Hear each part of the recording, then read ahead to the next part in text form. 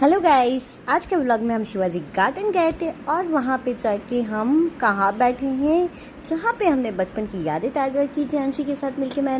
हम ट्रेन में बैठे और ट्रेन में बैठ के बाद मुझे बहुत अच्छा फील हो रहा था। छोटे बच्चों वाली फीलिंग आ रही थी ट्रेन में बैठ के।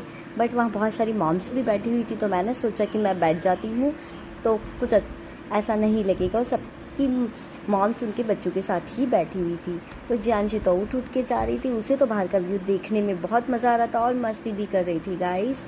और आज बहुत अच्छी फीलिंग आ रही थी मुझे, बचपन वाली फीलिंग कि मैं बैठी थी और मैं बाहर का व्यू मुझे बहुत अच्छा, जैसे अपन छोटे थी जब ऐसे बैठते थे तो हमें बहुत अच्छा लगता था कि आज हम ट्रेन में बैठे, वैसी वाली फीलिंग आ रही थी गाइस।